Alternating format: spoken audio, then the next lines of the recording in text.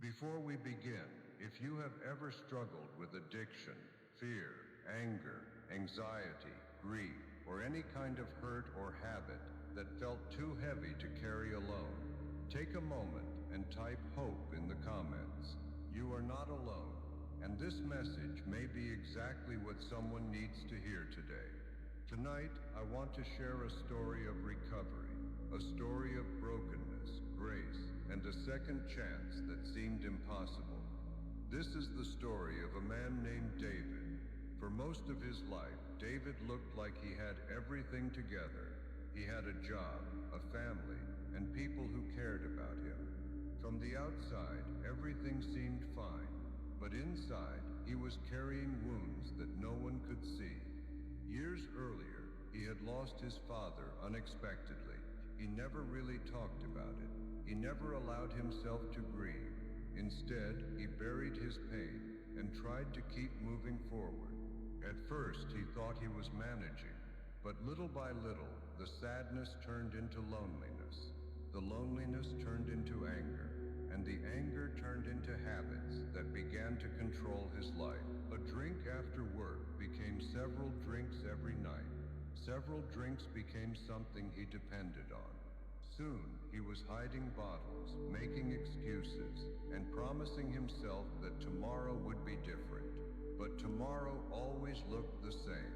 He would wake up ashamed, promise to change, then find himself falling back into the same cycle. Weeks turned into months, months turned into years. The man who once laughed easily no longer recognized himself. His family noticed the change.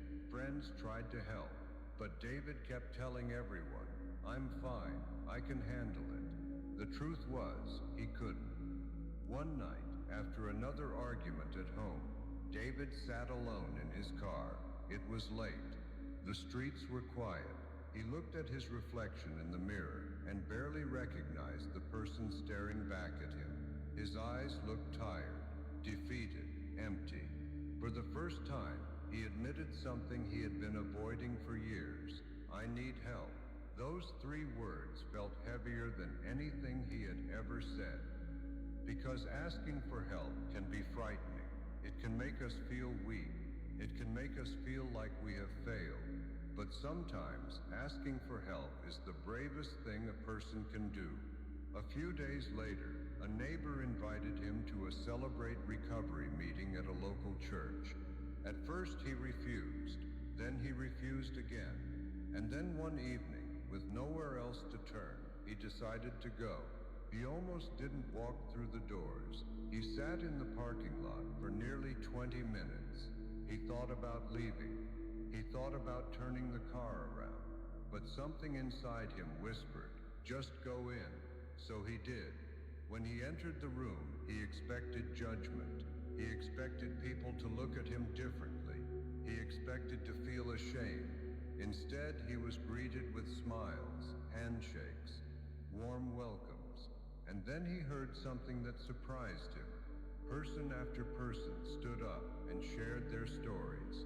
Stories of addiction, stories of broken marriages, stories of anger, grief, fear, and pain.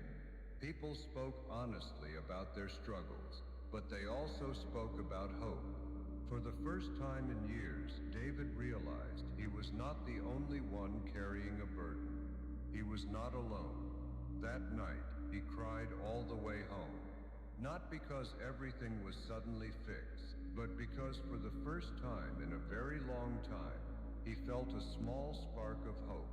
He kept going back, week after week.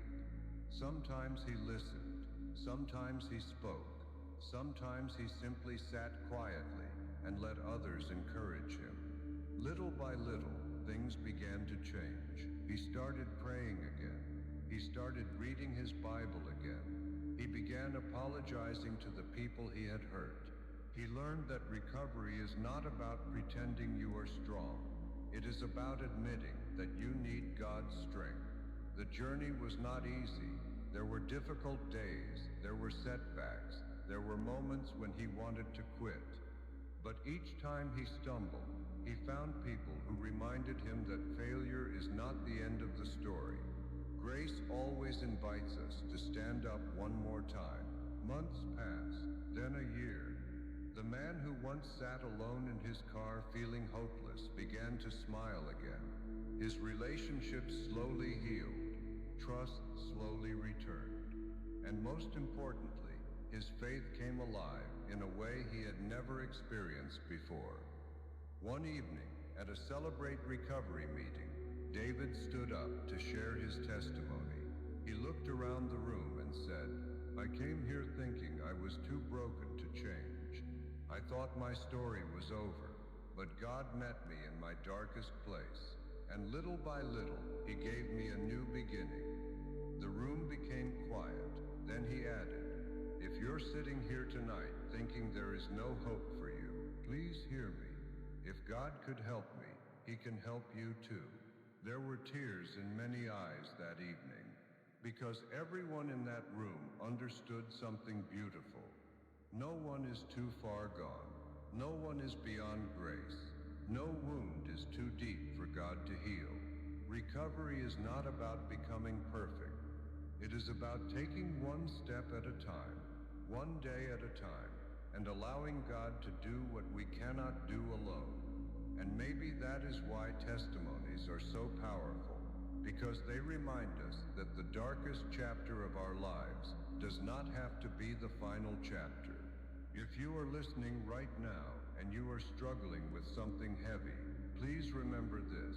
You are not alone. You are not forgotten. And your story is not finished yet. There is hope. There is healing. There is a new beginning waiting for you. And sometimes all it takes is the courage to take one small step and say, "I need help."